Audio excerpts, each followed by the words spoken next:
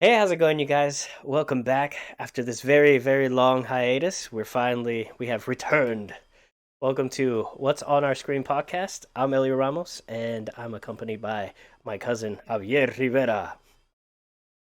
Hi, as I was saying last time, a long time ago. A long, long I felt, time ago. I felt like we were the Beatles and broke up. We had a good run. We had a good, Yeah. strong 3 episode run, and then yeah, we kind of fell off the face of the earth. But that tends to happen. I was on the holidays with my family. I was spending time with my older brother and all his kids, and yeah, it was great. And we came out with an episode during that time, but at the end of the day, we just had to yeah, we just had to let it go, let it be. But now we're back. We're back in action.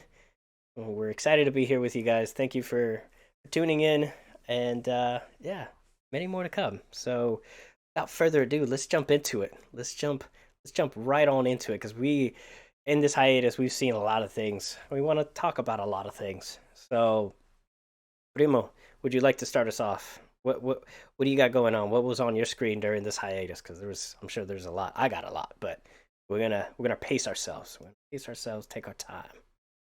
Um, Well, during the holidays, I got this knack or this desire to watch Dexter because the new show was on.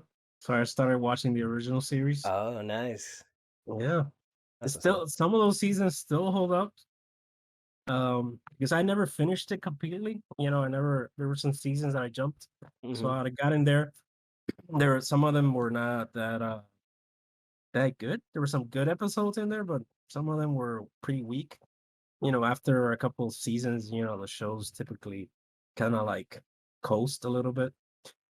Yeah. So yeah, well watching that plus watching the new season, and that season was really good.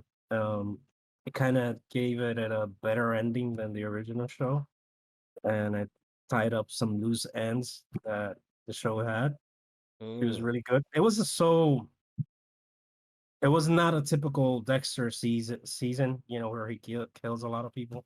I think Yeah. he only in the beginning of the show, he just there's this mystery that he just kills one person. That at the end he kills a couple more, but it's just one kill, and his son comes into his life, so he has to deal with that, and he has his comeuppance. So just say that. So it was a better ending for the character. Nice. The original creator came back, the showrunner came back to finish to do this season to give the ending that he wanted to give because he didn't finish the original series. So Oh. So is it just a one off? Just kind of I think like, it's a one-off. I think Showtime's calling it like a limited series or something like that. oh, okay. Well, that's great. That means that Yeah, just, like you said, it was a nice closing of the book. The ending yeah, of his story. And is it yeah. still Because going or is character, it done? no, it's done. Oh, okay, okay.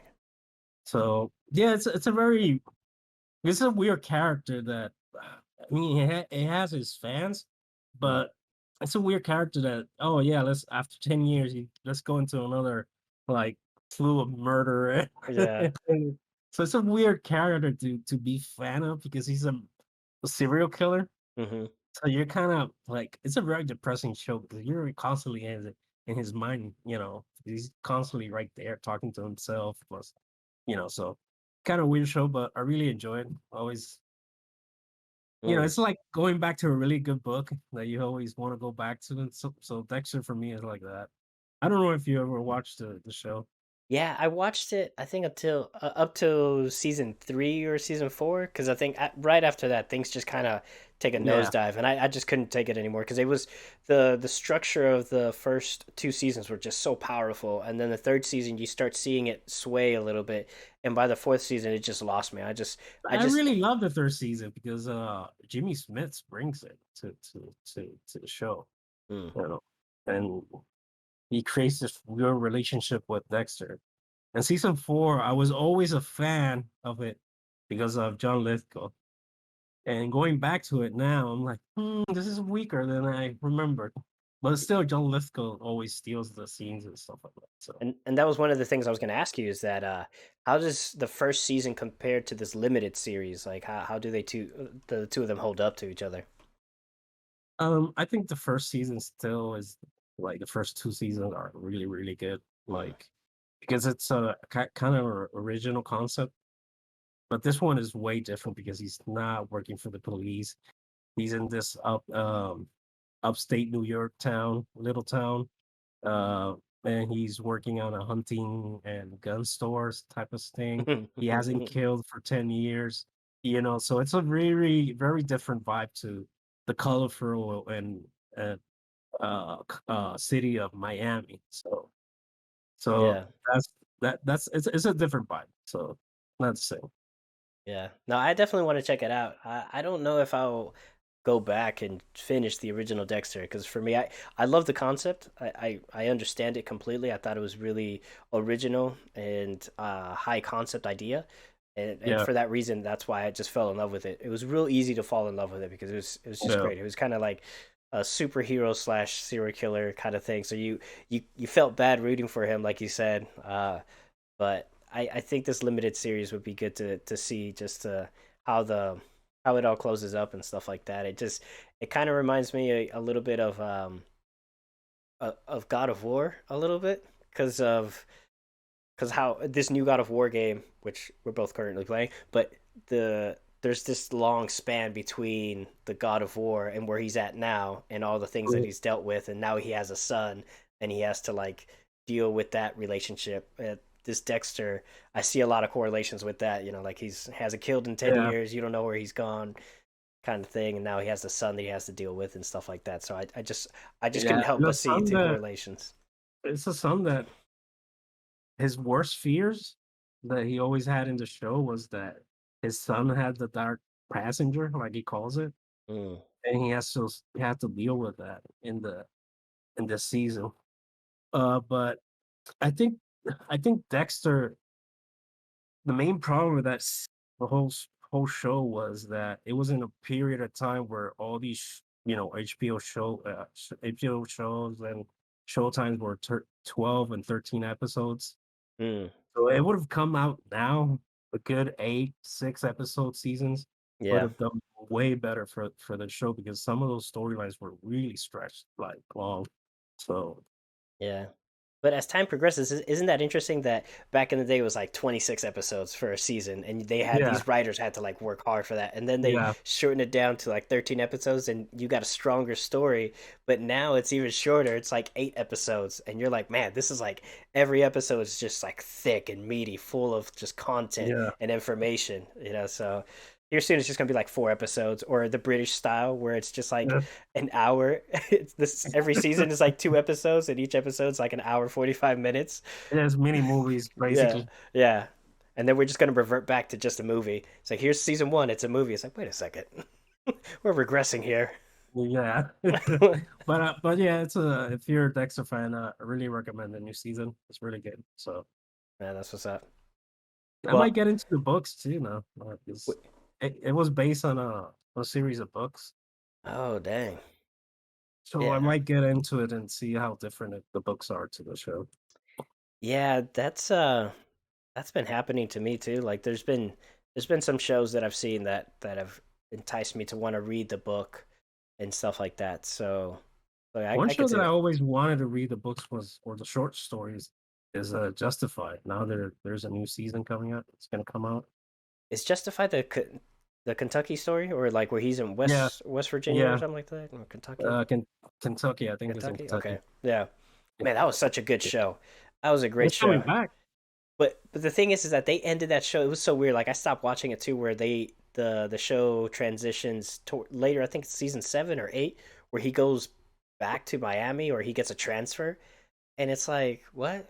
Like why would you kill Yeah, the essence of the show? Why would you do that? They did the same thing in Scrubs. Scrubs they had like 8 masterful seasons, and then they're like, here's season 9, and it's like in the future when they're like teaching at a school and like the energy and the flow was not there and they try to force it and it's like what are you guys doing? Like Scrubs only has 8 seasons. The ninth season is just like an aneurysm, like a brain aneurysm. It's just like yeah. the tumor finally took over and killed somebody. Like it's that bad. It's a terrible, terrible show. And so Justify was the same thing. You had like these.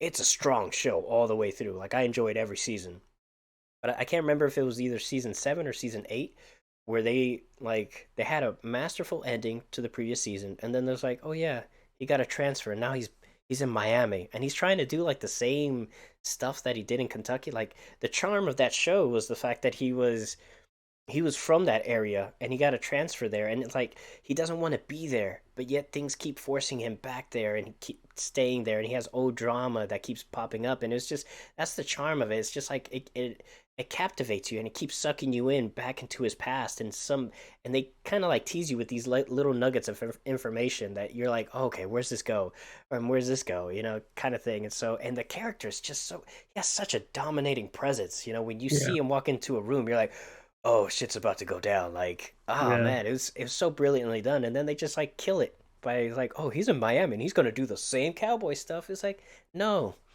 oh, he's gonna go down to the corner, buy a pincho with some bun, and just chill, and have have freaking mojito or something like that. It's like, no, yeah. That thing happened to the Mentalist too.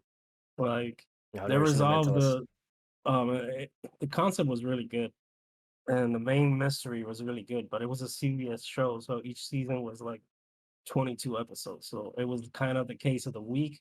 And some episodes they sprinkled in some of the main mystery. Mm. The main mystery result was pretty garbage.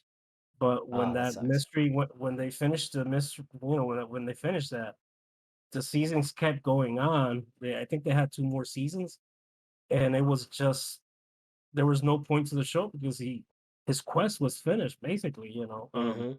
So yeah, they just maybe the TV the channel wanted the company wanted them to CBS those procedural shows are very Yeah. popular to that audience. So Mm-hmm. so they wanted more Mentalist, and they just They got it.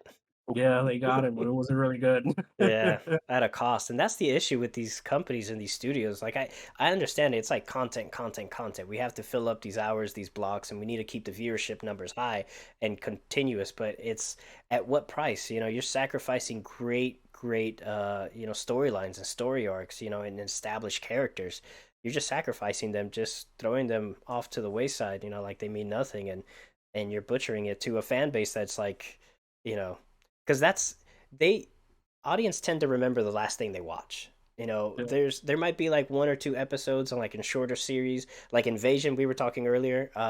Invasion out of its like short run of the first season. I can't remember. It was like 6 or 7 episodes, 8 episodes maybe. But I remember one particular episode where it was just masterfully done. Like everything in there was just, it was the peak of the show. And then after that, everything just went rock bottom. But the main thing that I take away from the show, it's completely poorly written. It's just the establishing of the storyline and everything. It's poorly written, but you got that one episode that is really good. But what I really tend to remember is like the last of it, the last episode. Just it was how bad it was, and how poorly written it was, and they expect you to just like, here, swallow this. When you could have just ended it or done it differently, kind of thing. So when studios tend to push for that, like let's give it another season, or let's tell more than we need to, this just probably I shouldn't. think I think TV shows usually I think the usually they mostly TV shows have bad endings.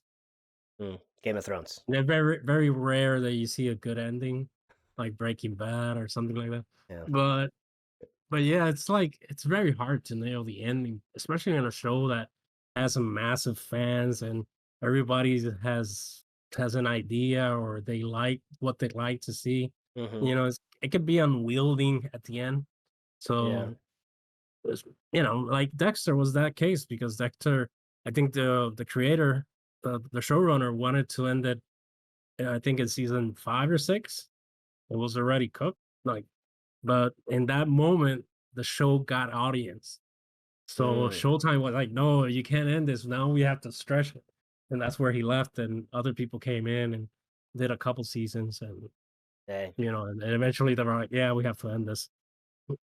Yeah. No, that's unfortunate because I didn't know he left the show or anything like that, and that's I was trying to think of a show that had a great ending. Um, that it's been a while, but I the first one that comes to mind is God, it was this Amazon when Amazon had really great content. It's all Amazon's original content, like the indie stuff that they were that remember that time that they had like an open door policy that anybody could just write anything and send it to them and Yeah, the submit it. pilot season. Yeah, and it was that was so great, man. That was so I fantastic never because liked it. there was opportunities there. There was some gems and But stuff like yeah, that. there were opportunity for creators. Yeah, But the yeah. thing is that financially it didn't make sense for them No, you're right. because let's say there was this show about the Second World War that I forgot the name. The Man on the High Castle. Oh The, yeah. the pilot was good.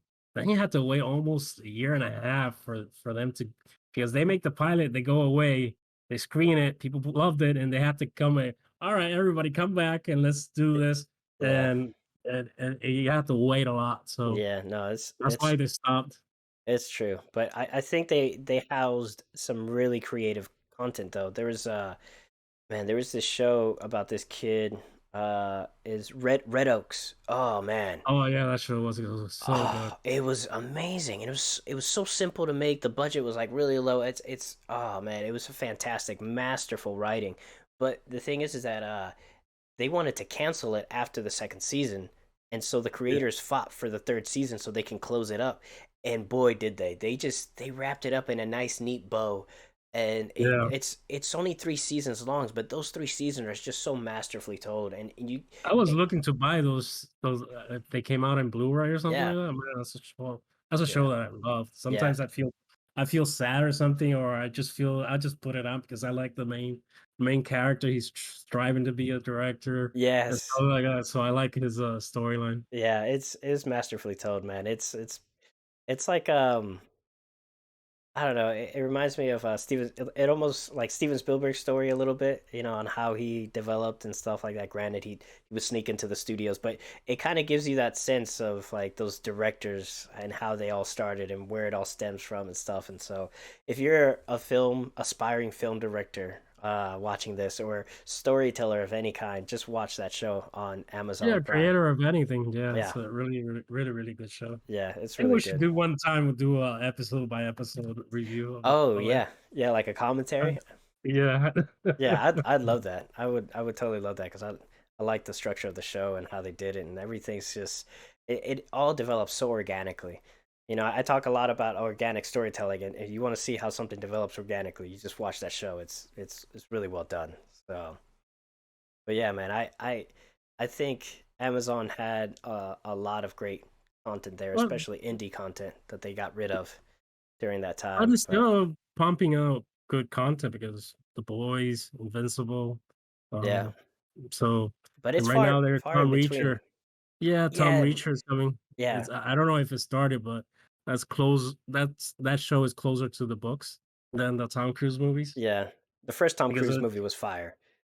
The yeah, second the but he second one was was not terrible. accurate to the character No, because in the books he's a giant. he's a You giant. know, yeah, Tom Cruise is not a giant. Yeah. No, Dwayne the Rock Johnson actually he auditioned for that role and he's like, "Oh, I got this." Cuz No, he read the books and stuff like that and he's like, "I'm the same height and everything. I could see myself playing it." And then unfortunately Tom Cruise was working with the director that was handed the script. They were working on a project together and Tom was like, "Hey man, like if you want, I'll go in there, I'll read it, see if you guys like it, and if you do, then we can make it." And they weren't gonna that's say the no to power. Tom That's the Cruise. power. Yeah, that's the power of Tom Cruise. Yeah. And so, but the first movie, man, I love that first movie. Like I watch it Yeah. all the time. When I need something in the background or I'm doing a little bit of writing, I just like to listen to and watch like really good stories and stuff like that. I put on that movie and it's top tier cinema. It's so good. But that second part I is, never watched the second part. oh, it's awful. I mean, Okay. talk about going too far too fast. I mean, it's an abomination, and if it totally feels like the first movie, Tom Cruise just let those who know do. He's like, all right, I'm just gonna sit this one back and I'm just gonna act. Brilliant. But it felt like the second movie, he had his hands in the cookie jar, and he's like, oh, I want this to happen, and I want this specific book. It's just it was so bad. They just went. It was like the Pitch Black storyline when they went from Pitch Black to Chronicles of Riddick. I mean, you didn't. There's no. It's like a radical leap from this movie to this movie. You had this like brilliant independent film that had a badass character, and you're just enthralled by this character. You're just like, oh my god, look at him, he's awesome. You know, you could see in the dark, and the planet's dark. And then you go to Chronicles of Riddick, where he's just been missing for I don't know a decade, and he has a beard, and he's bald, and he's like, it's just It like looked like he transitioned to Doom because I started seeing all these costumes. I'm like, man, this looks weird. yeah, yeah, and the necromongers, it just went too far, too fast, like radical leaps. I just when some man, they should have I taken think baby steps with that character. I think Vin Diesel went like, I want my Star Wars movie. Yeah. It's gonna be about family.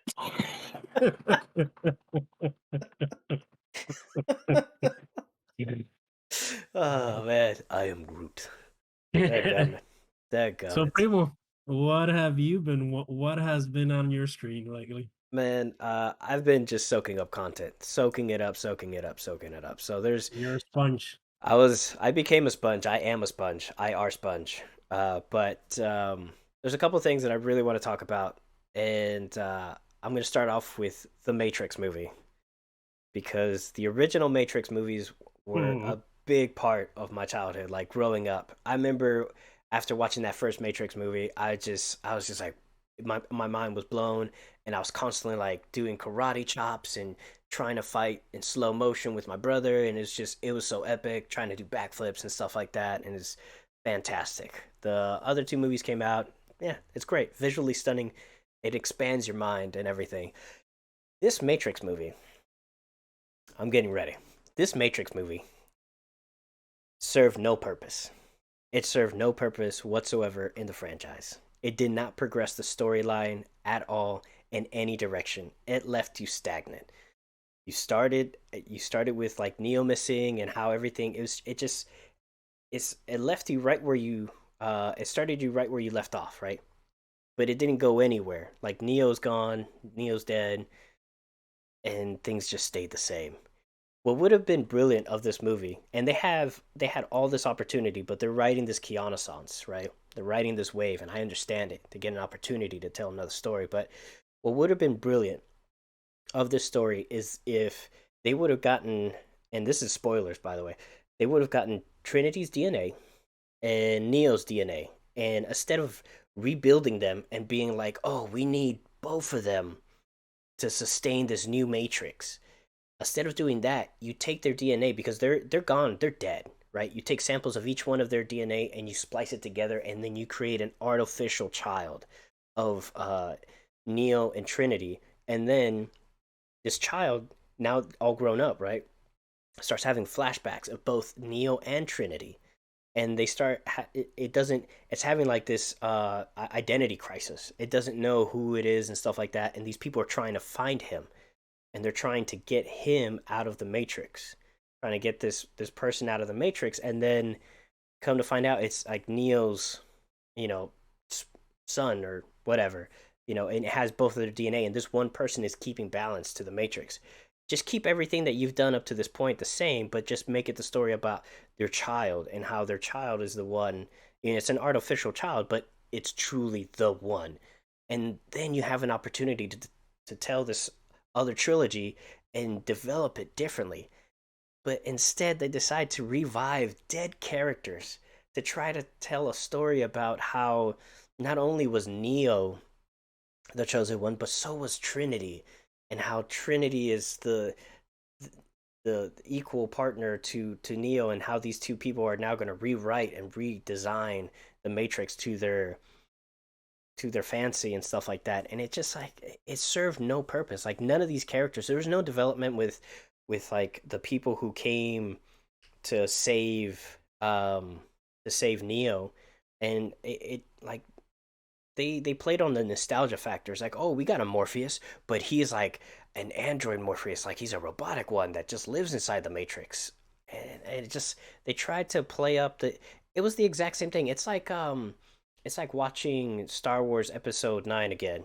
The New Order, whatever it is, with they copy and paste A New Hope, and it's like playing Metal Gear Solid 2 Sons of Liberty, where it's a copy and paste of Metal Gear Solid and the events of Shadow Moses. It's the exact same thing. They just copied and paste Matrix 1, put it into this new Matrix, and then just called it, you know, they called it Matrix whatever they called it, Resurrection. And it's just such a missed opportunity for them to tell a very powerful story, and it didn't. And that's the thing, it wasn't even the first Matrix movie was an expansion of both cinema, pulp culture, and it was also an expansion of your mind and your thought process and how you analyze and see the world and the universe.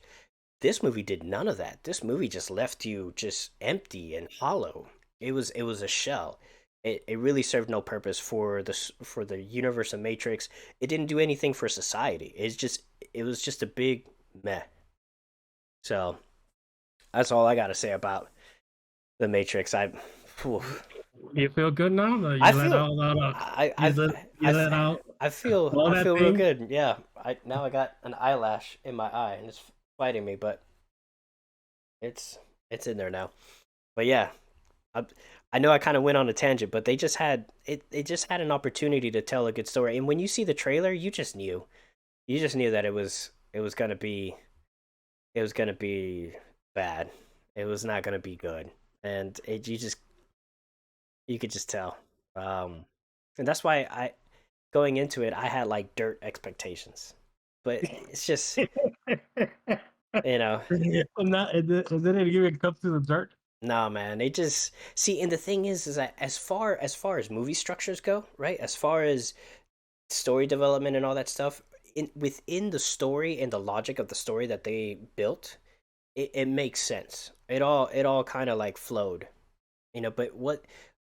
but what they failed here is the opportunity to actually expand the universe of the Matrix, which they didn't do any of that. It was just a money grab. It really was, and it was evident. Like there was no innovation in anything that they did there. The first movie radicalized cinema because of the slow motion bullet charging or whatever it is, bullet time. That's what they were calling it in the movie, bullet time, where Max Payne kind of thing, and the bullets were just flying. But it wasn't even that. It was just the fact that they were using all these cameras simultaneously to capture all these very unique shots and stuff, and they just pushed the boundaries. This one didn't do any of that. Now there were some innovations in there in the story, like with like the AI interacting with humankind and stuff like that, and progressing the last human civilization. So there's some peace there, and there was some creative ideas on how AI can transfer into the human world and just be this nanotech that kind of like glides and stuff like that, and exists in our plane, which is really clever. But other than that, it just wasn't. It served no purpose. It should not exist. And the fact that they push back John Wick 4 for this movie, they wasted all our times. They really did. We should have gotten John Wick 4 and then this. But we'll see once we watch John Wick and see how good that is. But I'm pretty sure John Wick 4 is going to be a whole lot better than this. But Primo, your thoughts? Well, Uh, this movie is very very redundant, and it, it's like I think I compare it to Star Wars. Star Wars has one really good movie and a bunch of meddling movies. mm-hmm. Um, and Matrix is the same thing. It has one really, really incredible movie, Mm-hmm. and then it just goes over a cliff. Yeah. And I don't know. I don't think anybody had good expectations of this movie because the Wachowskis haven't delivered a good movie since Matrix One. Yeah. And And I mean, Matrix One was part of the zeitgeist in the '90s and Mm-hmm. 2000s. It's like bullet time and even the concept, "Are you in the Matrix?" Yeah. became part of. There's even a science now and simulations and all that Mm-hmm. stuff. Church So it was services were based off of that. Yeah, I remember so going to youth ministry, and there was just like we watched the movie, and he was like, "How do you feel about that with Jesus and everything like that?" I was like, "What, bro? You you pulled the rug straight up." I'm over here thinking we watch The Matrix and talk about the movie. You talking about Jesus. Anyways, I digress. He tricked yeah, me. He tricked me. He got me good. yeah, Christians do that to evangelize. Yeah. If you get a weird invite to a party, don't go. Usually it's anyway. But yeah, the first one was one of the best movies ever made. Yeah. And I think they just had one good movie in them. And you can't go back and recapture lightning in a bottle. It's very hard. Yeah. If you watch these stories of all these movies, like these documentaries on Netflix and how they got made or something like that, Yeah. you start realizing a line in there is like, oh, this was just in the moment something happened and it was brilliant. If you try to do a sequel to it, Ghostbusters, you're never gonna capture that. Yeah. So this movie was bad all around, Mm-hmm. direction wise, acting wise, design wise. I mean, the robots in the city looked like they copied them from the Abyss. They look like the Abyss aliens. And I'm like, what the hell is wrong with this movie? The only thing good at was some of the editing was good when they go into these wall portals or doors. They Oh would change yeah. perspective. That Yeah. was really nice. That was the only innovation in that movie. Yeah. They they looked like they didn't have budget or anything.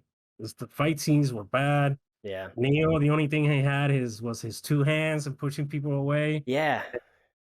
And Golly, that was awful. so let's hope they let this die out Mm-hmm. and or give it to somebody else, somebody a good director, good writer who can make something out of it. But Yeah. I don't. I don't I don't know I saw the movie. I was like it felt like fan fiction. Yeah. The whole movie I was like, wow, this looks like fan fiction. It felt like somebody wrote it as fan fiction Mm-hmm. because every character was a fanboy of Yeah. Neo. Yeah. There was no characters. It's just fanboys. Mm-hmm. So yeah, it was bad. I just, you know, should have should have done something else, or I don't know, just give it to anime studio again. Let them do do let's do an animated one. Yeah. Doing anthology, like they had an opportunity. I'm sure that they could have pitched HBO to be like, "Hey, let us do like a limited series, or let us do a They mini could have series or gone something." back to that well. Like, look at Disney did that with Star Wars. I mean, the quality in there was meddling too. But you could have done a new anthology in the Matrix. Mm-hmm.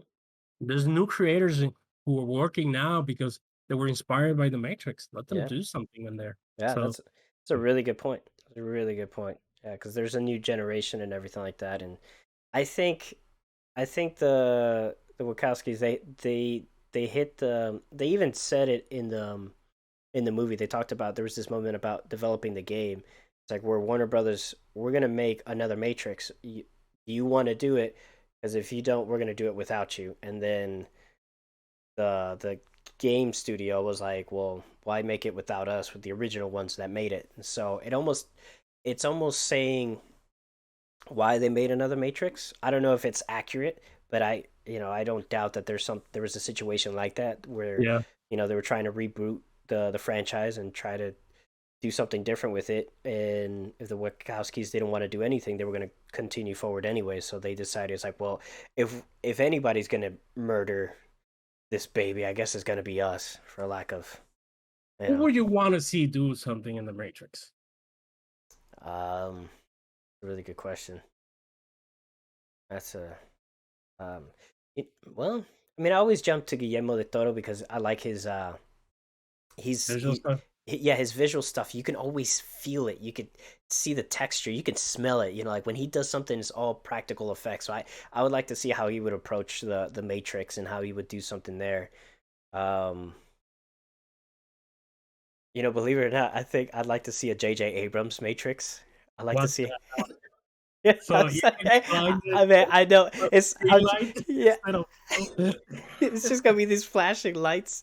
People are just gonna have seizures, just green flares they all over the place. But I'd like to see how he would do it. I mean, it's already as low as it could be. I mean, he'd be the one to take it further down. But I'd be curious to see a J.J. Abrams. I'm thinking about visual directors. Zack Snyder's a good visual director. He could maybe a Michael Bay. Uh, Mm, this young guy who's doing I don't even know his name. I'm so bad with names. The guy who did The Witch. okay, Uh, I know. Let me. yeah, that director. And he's doing this Northic. He's doing this Northman movie. Who's like it's buzzing Hollywood right now. He's like this Viking movie. Oh man, it's gonna be Saviche. It's gonna be so good. Um, but I like to see him because Robert Egger. Egger, I think. yeah, he has this eye. But his stories are so dark and gritty, and it's all very character driven. So I'd be curious on how he would do like a Matrix story, and how like the darkness of it, like the grit behind it and stuff like that. Instead of action movie, it would be a horror movie inside the Matrix. Yeah, or maybe the exterior. Like no one's really told the story about the survivors outside of the Matrix, the people like the first ones, kind of thing. So it'd be interesting to see like a survivor story from that perspective on how they Oh, managed because to. I think it's because inside the Matrix you can jump, dodge bullets, and outside you need a ship to travel. Yeah. So, but if I would, if like I wouldn't have any impediment. Let's say carte blanche. Let's Mm-hmm. Ridley Scott would make one. Oh yeah, I would Ridley love Scott. to That'd see a be modern take on his Blade Runner. yeah, absolutely. Dennis, but I would give it to a horror director. That's interesting. Oh, The like guy who did Invisible Man, yeah. or the guy who did what's it that movie about the blind guy in the house. Forgot the name, but I would have given to a horror guy to see how he could do something in there. What's the name? The guy who directed Aquaman. James Wan. Yeah, he's a good horror director. Like Well, apparently the rumors is that he's up there to direct Justice League. So he's a good director. He's a great storyteller. I have full confidence in his ability to do that. But he has humble beginnings in horror, and he innovates horror forward. Like he's pushed the camera angles and all that stuff. It's a delight to watch his horror films, and even the ones that he produces. But it's his horror movies. They're intelligent. okay, They have rules to and even the true monster in the whole film is the camera, because the way he pans and tilts and frames shots, it's beautiful. It's like cinematic gold right there. Like him and his team, they just do such a great job, and he has a great vision for that. So he would yeah. kill it. He would The totally movie kill I it. was saying is Don't Breathe. I don't know if you watched it. I still haven't seen it. Man, Ali, that's a masterpiece. Yeah. So the director is Fede Alvarez. I think he could he could do something there. I think Mm. so. Yeah, that You would. should watch that movie because it's like horror movies. They were always economical, and they're very innovative because it's with so less. They don't have huge budgets, and Yeah. they had to get creative. So Hmm. Yeah. No, I think that would be that's a good approach to it. That'd be interesting just to see, because the first Matrix movie was borderline, had that element of a thriller, because it had the texture, the grit of it, and everything like that. So I mean, if they went further to one side, it could have totally been a horror film. So yeah, I could see that, totally see that. But do you do you uh do you have any other any last thoughts for the no, Matrix? Matrix. No, I think we killed that cow. Oh yeah, I think it's slaughtered. I think it's slaughtered. We will go ahead and take us onto the next thing. The big wheel in the sky keeps on turning. Okay, watch the Wheel Time. I want to hear your experience because you binge watched it. I watched Yes. it weekly, so Oh, I don't know how you felt watching it. Then binge model, and I watched it weekly. yeah. So So, Wheel of Time, that it was isn't is definitely an interesting show. I've never read the books, don't know anything about the books. So, I think from that perspective, I could. well, let's say it's based on Robert Jordan's novels, Mm, a series of fantasy novels, and Amazon did this adaptation. Apparently, is very expensive because they had to do reshoots and stuff like that. But hmm. it came crawling to the finish line. That's basically what happened to the show. Yeah. Um, So right out the gate, like I see where the story's going, and I like the idea behind it. I really do like reincarnation and all that stuff, and the wheel keeps on spinning, and they strongly believe on how life is, and how life how you never really you die, but then you go on to the next life, and you don't really remember anything about your past life, reincarnation, all that jazz. But I just feel like the execution of all these ideas and the story, it just wasn't there. The first episode, the magic system and all that stuff, it really felt like I was watching like a sci-fi B series. Like they didn't give it enough money to really push out like the magic potential, and so it all felt very weak. Um and being able to binge watch it, like I was able to come to these conclusions faster because it just wasn't. I chalked it up to like, okay, first episode, the second episode is going to be a little bit stronger and stuff like that, but it just progressively got worse, and then the story development was a little bit all over the place. Like they were catering. It felt like the first couple episodes were catering to fans of the book, and not mm, and not catering to people who don't know anything about the book. So they were traveling way fast. They were like jumping through time, kind of like teleporting in different sections, kind of like pointing the finger at really key moments in the book. So fans would be like, "Oh my God, there's that! Oh wow, here's that!" While the people who've never read the book, who would be, I would say, majority of the viewership, they'd be like, "What the heck is going on? Like, why are we like jumping? Why?" It's Christopher Nolan directing all these things, 'cause it's just jumping everywhere, and it just the story just wasn't well structured. It just wasn't really well established. They gave you like pertinent information, like little nuggets, and expected you to expand on that for yourself and come to these conclusions that later on they reveal, and you're like, well, how'd you get there? And there was just, it didn't have organic storytelling for me. Like mm, there were some elements like uh they they were running they ran into this old structured building, and it was like an old building that people died from the inside out, kind of thing, from this evil entity, and they had to escape and flee.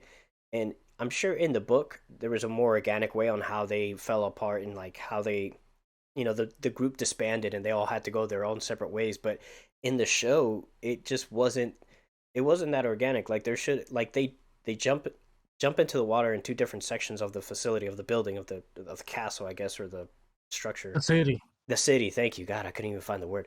And it just, they try to establish and express that by them calling each other's names, that was their way of looking for each other. So you have to accept that, because that's how we justify them looking for each other, when instead all you had to do is just walk around in one big circle or half a circle. And there's like two characters that split apart, so it's four, but they split Mm. into two different teams. And so they could have just gone in a circle and found each other. It's like, oh hey, what's up, let's keep on this journey together as a team.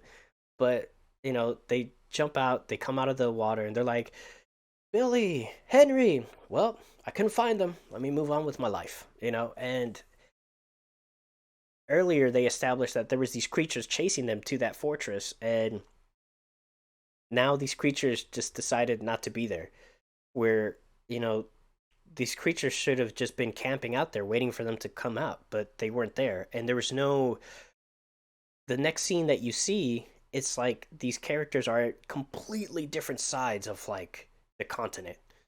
One team is up in the mountains and you can see the fortress in the background, and they're calling their friend's name like Susie, Bobby, and it's like, bro, like, like what? Like, so they do these they do these radical jumps and stuff like that in the story, and there's no justification for it, and there's no organic storytelling in the show, and so by me binge watching it, I was all these stuff was just evident because I was just able to, you know, I had a thought, and it gave me my answer on the next episode, where it's just I know what they were trying to do, and I understand what how they were trying to get there and stuff like that, but it just wasn't well executed. Like they didn't cater to the people who've never read the books, and I felt like the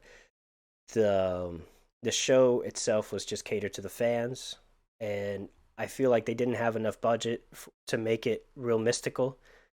Um, some characters look great. Like there was this, I don't know, he was a troll. He was like a mountain troll kind of character, and he looked great. And I loved everything about that character. And he because he was like the only thing that really stood out. Like he had that texture and stuff like that. But other than that, man, it just wasn't, the story wasn't there. It wasn't strong enough. I honestly feel like it has like, if I had to rate it, it would be like a 6.5, because I don't uh yeah, man, it just felt like a B movie. It just felt like a B series. I mean, so it just wasn't strong. Like the budget, they didn't give them enough budget. Um and if this is any indication on how, their fantasy section is going to be, then I'm concerned for Lord of the Rings, because Mhm. if this is a big budgeted, this is a big book series that everybody should know about, or in the fantasy culture knows about, and this was their execution of it. Oh man, this is just not. It's not good. It's just like, and this is what I meant earlier, that Amazon had this great indie line of strong stories, that they were strong independent stories and really organic development and stuff like that, but they didn't want to be recognized for that. They wanted these big budgeted blockbuster. They wanted their own Game of Thrones, and they have struggled to get to that point. I mean, they have just stumbled and stumbled, and now they have these big IPs there that are just not hitting the mark. They're just not doing it, and this was unfortunately a big disappointment, because right off the first episode, I just couldn't. I just couldn't believe it. Like I just felt like there's this character, she's this magician, like she has all this magical power, and she's just wielding it, and it just looks so weak. It looks really, really bad. Like I would, if I was there, I wouldn't be impressed. I'm like, really? Like you're supposed to be like the supreme what? Like that's your magic? Okay. I mean, I could throw rocks too. Like I don't need the wind I could just throw them and Yeah. hit things with it. So Um, yeah, man, I was just a bit disappointed with the show, so it wasn't strong for me. I think it was really weak. But now I'm really curious, because you know of the books and you know the story. Well, I So read the first book okay, a well, you know while. more than I do. So The fans of the book are divided into it. mm, Like some like it, some don't. The thing is that the first book is very, very difficult to adapt. There is no. It is like it is constantly them traveling, so it's very difficult for you to do a story like that. mm-hmm, But in the books, there those parts are constantly followed by frolic. So they mm-hmm, have this menace following them, and even when they're divided, there's certain menace, uh, following them. Um, but the world building, it's a way for you as a writer, right? You can write this like journey type of story, and you world build at the same time.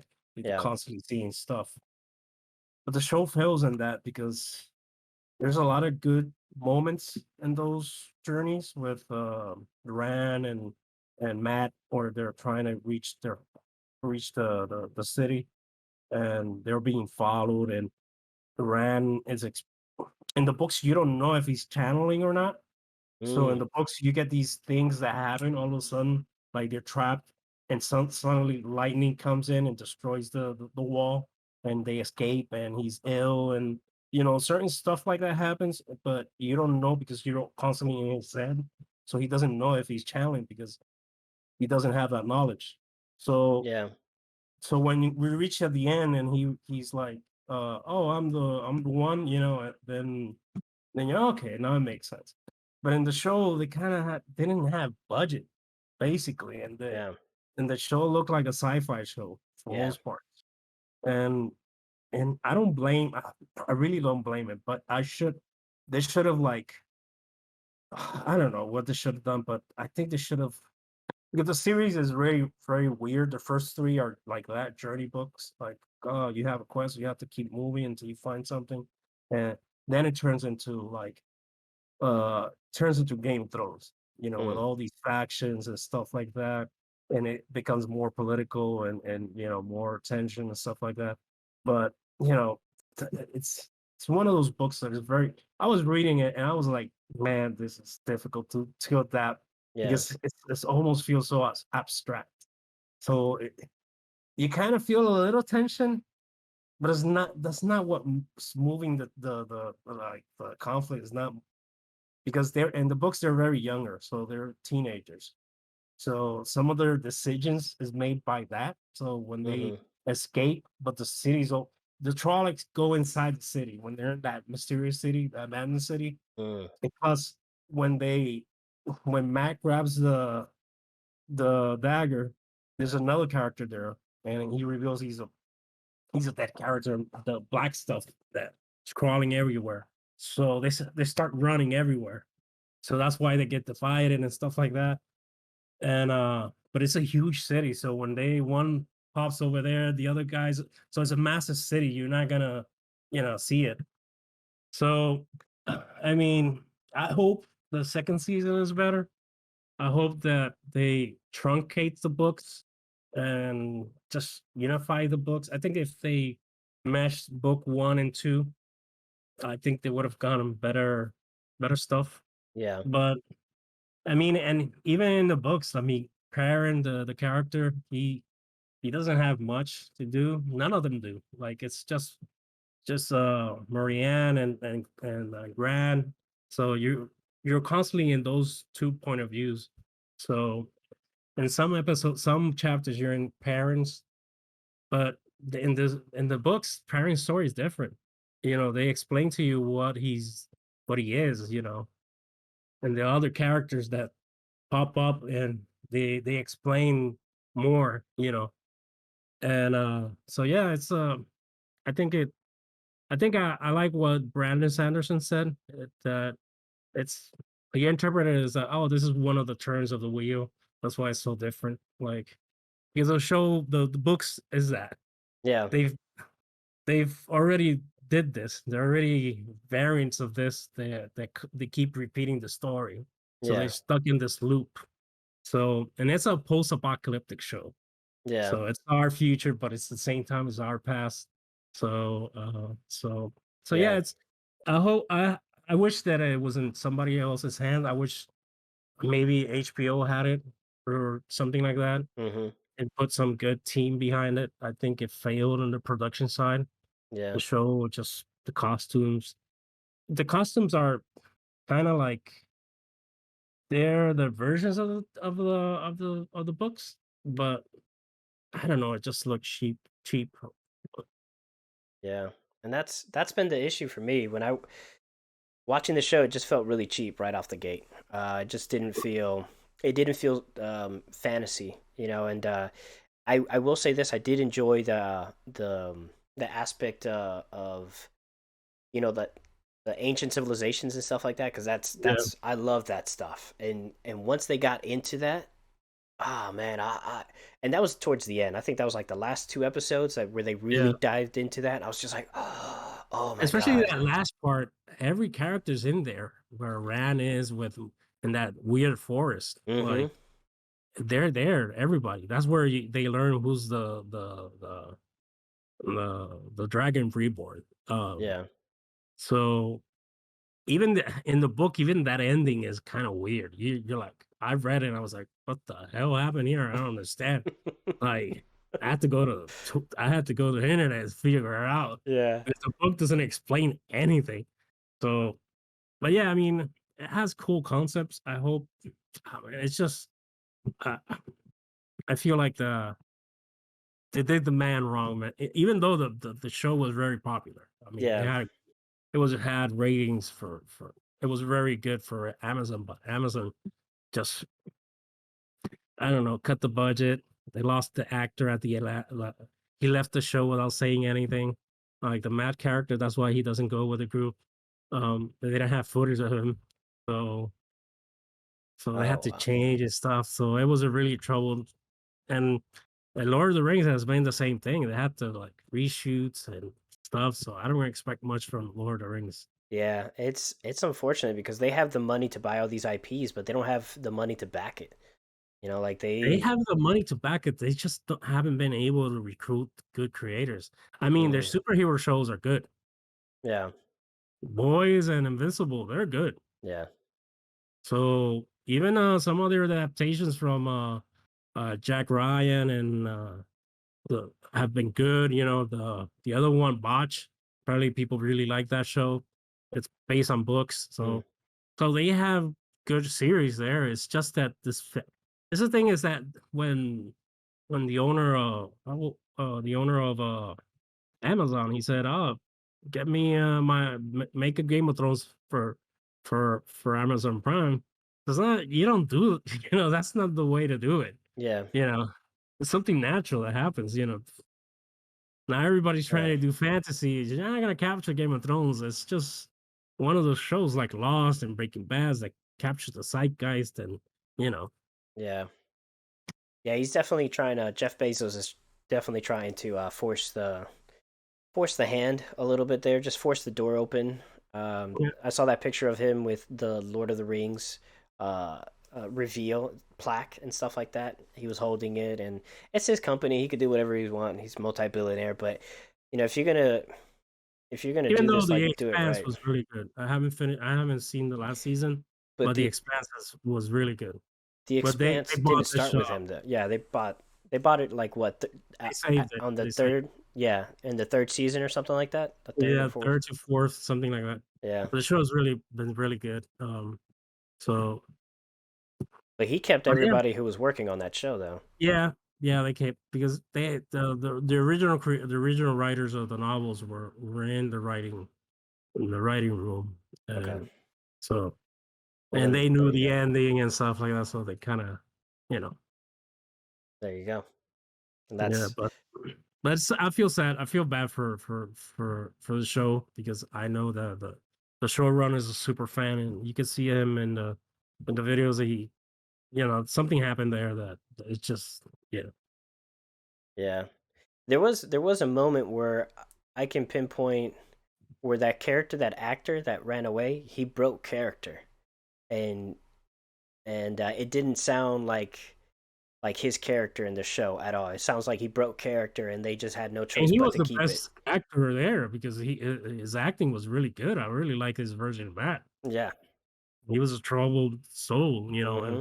he did it well. The other ones were like weak sauce, but Yeah. you know, It seems like he did it too well because he he just he left yeah, the set, and he so left the show. Yeah, that's crazy. they already cast another one, so it's like second season. They're already filming. Dang, So yeah, man, that's very unfortunate, man, that you have that given that opportunity. But we weren't there. We don't know what happened. We have no idea what was going on with him personally or yeah, with him between the showrunner and the producers and the directors at the time. So yeah, yeah, it's sad. But hopefully the second season it comes out swinging strong and stuff like that. And yeah. But they do need a visual upgrade. They oh need to yeah, make that show look more cinematic. yeah. It just looks like TV show from a network. Yeah, and that's the issue. That was the problem that I was having with Foundation. Foundation looked like a sci-fi B show. Like it shouldn't have looked that way. It was Apple TV Plus. Like it's a Yeah. $1 trillion company. So you would think that they would have the money and the budget to make that I look. think all the budget went because even though it looked like there's special effects on the ships and all that stuff Yeah, look good. So, but I think all their budget went into special effects. Like, Yeah, they needed to bring it back on the practical, or even make it all special effects. Because it visually the show looked good in some sequences and stuff like I that. would But have then, I would have preferred it. I think the Wheel Time would have been better as an animated series well, because you can go full bore on it. yeah. Let's be honest. A lot of these sci-fi, a lot of these creative shows would be better if they were animated. Yeah. Yeah, That's anime why is just when I like, hear, "Oh, let's adapt this anime," no, no, please, no, yeah, no, yeah. no. Yeah. I still haven't seen Space Cowboy Bebop, and I'm too Uh, scared to do it now because it got I only watched the canceled. first 15 minutes and I just turned it off. I'm like, I don't know. No. I'm scared, man. I'm so scared. Like, I know people were kind of asking for it a little bit, but I never no one understand really that meant it. thing. Yeah, I never understand this thing about, oh, let's adapt an anime or animated movie. Even Disney when that thing where they were adapting all these animated movies into, Oh and they my were god. all bad. They were Yeah, all bad. None of them were good. yeah. Like, They Aladdin was the worst one in my opinion. Aladdin, even though it made billions of dollars or made $1 billion, but oh god, Guy Ritchie, my boy, they cut him off in the knees. They castrated him a little bit to make that film because this is the man who made Lock, Stock, and Two Smoking Barrels. but Snatch. My there's God, some offers that in a million true, years you would have said, can you true, imagine who's gonna do true. Aladdin? I would never said Guy Ritchie. Yeah, yeah. If you go ask Guy Ritchie when he started, "Hey, you're gonna direct Aladdin," he's like, "Get the fuck out of No, here." no, never. I would believe that he would direct this if he was still with Madonna, because he went somewhere else when he was married to Madonna. Madonna broke him. It broke the man. And then after he left Madonna, like everything just went up. The Yeah, he got quality of his him just, mojo. Yeah. yeah, he really got it back. Madonna was sucking that boy dry, and she's a succubus, man. But yeah, I think there was still some of that of effect because I'm sure that they offered him stupid money, and he doesn't Yeah. fit. Like he doesn't. What was he doing on that set? He was just like, all right, I'm just sitting in a chair, getting paid millions of dollars. Action. That's great. Let's move on. I would have preferred Warner Brothers to give Matrix to Guy Ritchie. It would have been funner. Yeah, that would have been hilarious. That would have been funny because it would have been Yeah, like down to earth. It would have yeah, been Matrix in Britain, and yeah. like, oh man, yeah, Guy Ritchie, man, that guy is so talented. His last, not his most recent movie. Was The it Gentleman's the Club. Gentleman? The Gentleman, I haven't seen that, man. man, that is so good. It's like honestly, it's Is like it on it. HBO? I don't know if it is or not. I'll have to look that up. But it's like Snatch, but in reverse. It was like all the main characters are flipped on their heads a little bit, I think So with it's him was that he was like M. Night Shyamalan. He had a mm, trick, and yeah, he kept doing it too many times, and eventually became stale. yeah, yeah. M Night Shyamalan, man. He went on to go do the Last Airbender. It's been a long That's road of another recovery. film that I'm like, man, you shouldn't make this. Felt wrong. Yeah, that movie was bad. I don't know about the show. Netflix is working on that, so the original creators are off the show. So that might be a good thing. That might be a bad thing. I don't know. It's always concerning when I the love that creators. series. I love those cartoons, but man, I don't know why the people were like, man, we had it good. It's a good show. It's one of the best cartoons made in the last 20 years. Like, Yeah. if you want to, and you want to what? No, no, no. Oh man, yeah. No, I feel you. I feel you. Um.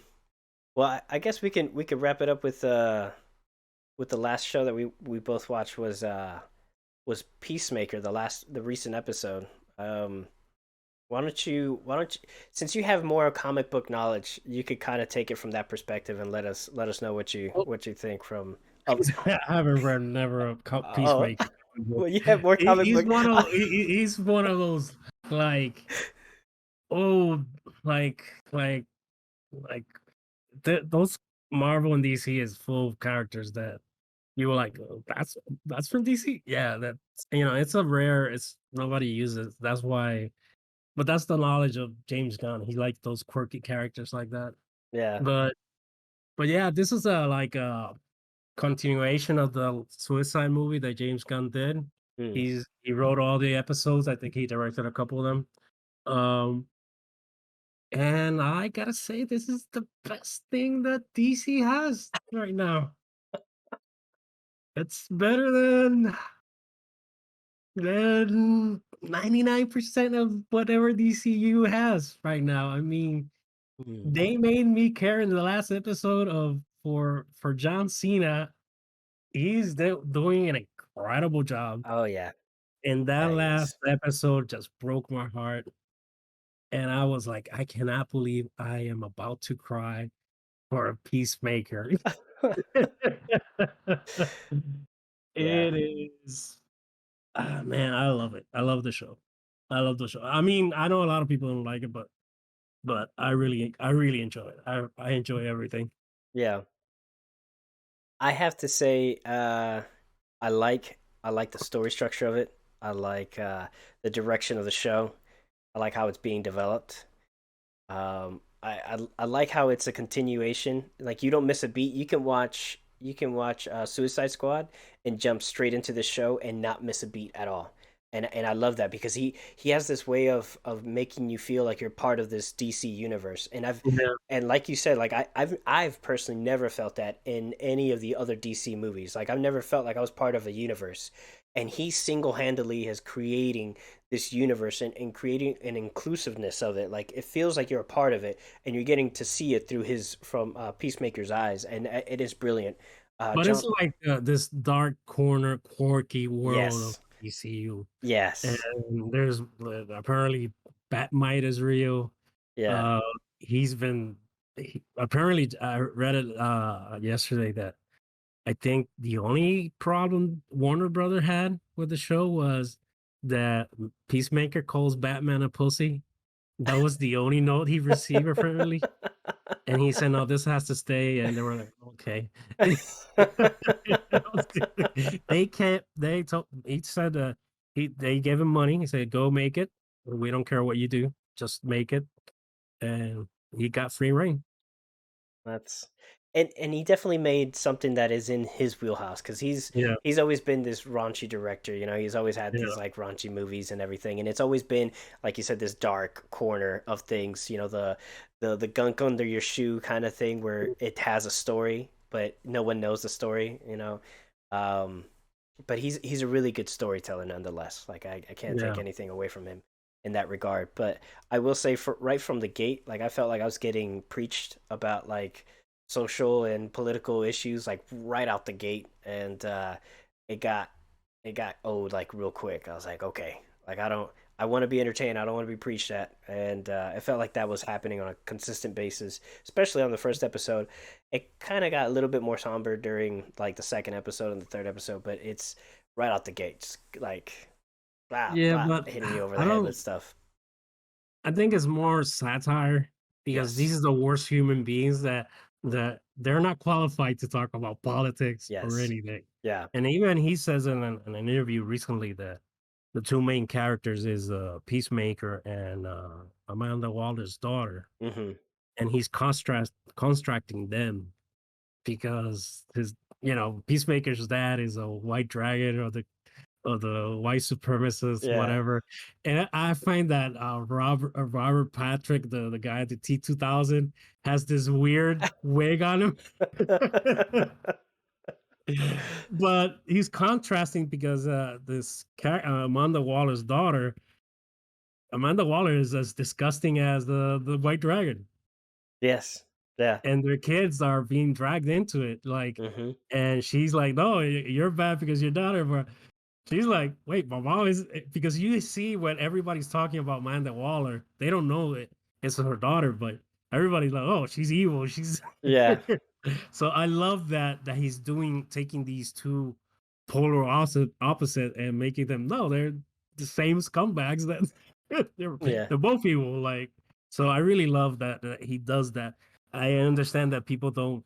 interpret it like, oh, it's satire. I mean, what we talked about this a couple Yes, nights ago, yeah, we have. Yeah. that we're so far gone that we don't understand satire anymore. So I agree with you wholeheartedly, 100%. And I think it's been lost in our generation, unfortunately. yeah, Everything has been like politicized, everything's been like one corner, you're either this side or this other side, like there's no in between. The logic has left, and so yeah, it doesn't give us an opportunity to genuinely make fun of said things without it being yeah. an agenda or being one-sided kind of thing. So you're absolutely right, and I agree with you wholeheartedly on And that aspect. I think that contrast will work better if the actress Viola Davis was more involved in the show. You could see it better. Mm, But she's just a talking head on the computer. But apparently in one of the episodes she's gonna play a big part. But because she's as evil as because if you see Suicide Squad, what she does in the beginning of the movie yeah. is horrendous. Like Hmm. she marks these people in the beach. Like there's no way you can say, oh, that's morally more better than whatever this character's doing. Yeah. So yeah, it's I wish she was part of the show, but for me it's like this is the best job he's done on these characters, and I really, really, really enjoyed the show. Yeah, I thought it's great. I didn't have any expectation for the show. Mm, And the show just surprised me. It has heart in some ways that yeah. because you admire his character because he's trying to get away from he's trying to do good and he's just doesn't know how to do it because he never had a good role model and oh man, but it's a really good show. Yeah. I like how they're always tying into Suicide Squad though, where he's that last fight that he had with that You know, Flag, yeah. Rick Flag. Yeah. And he's like, Peacemaker, what a joke. And that just like resonates with him. It just stays Yeah, it constantly in broke his him. mind. Yeah, Yeah, it did. You know. And so but yeah, man. No, I agree with you. It's been a lot of fun, and I look forward to the episodes. and my favorite character is Judo Master. He's just getting his ass kicked every episode now. Bless that guy's heart, man, because he's this tiny thing just taking on the world, and he's just doing it one person at a time. I Goodness. thought he died in this episode. No, no, he's alive still. He's like that cow, and I think me, myself, and Irene that would not die. Oh yeah, yeah, yeah. Like the one that they hit with the yeah, That Jim Carrey shoots and keeps yeah. shooting, and that later on, oh, miracle is still alive. The cow. Oh man, good times. Well, Primo, what's gonna be on your screen coming up? Anything you're looking forward to? I know Peacemaker is definitely one of them. Yeah, Peacemaker. I think Tom Reacher's coming out this week or next week. I don't know. Oh yeah, So I might watch that. I'm intrigued by that. Whatever I find, I really I went blank in my head right now. I don't know what's coming out. yeah. No, There are a it's couple movies on Netflix that I want to watch. yeah. I'm on the same boat. Like I feel like everything that I wanted to watch, I've seen already, and now I'm just kind of waiting around. Like I've been watching Vikings, the History Channel Vikings, that now became Amazon's Viking, and here now it's Netflix's Viking. So it's been passed around. It's it's two different shows. Yeah, yeah, it is, but it still stems from the original. Yeah, I Uh, only the history one. I only watched 2 seasons and I got bored. I'm like, oh okay, man, I got enough. I'm so I addicted to it. I'm so addicted I to it, got man. enough of Ragnar. Yeah, Ragnar Lothbrok. Yeah, Yeah, no, I love the character. This is my second time watching the show, so I never really finished it all the way. Like I think I stopped around season 5, part 1 or something, and I can't remember. So I was just like, I'm just gonna start the whole show again. So this is my third time restarting the series. So, and I'm just yeah. hooked, man. It's so good. I might jump into Justified again. I've been I tempted read to the do news. that. Yeah, I read that news that they were going to do a new season and stuff. So I'm like, it's time. Hopefully it's not in in Miami because I don't I think my think boy. it's in Detroit. Okay. Is it the same actor? coming back Yeah, or he's coming back. okay? Yeah, there's no other Raylan Givens. Yeah. Him.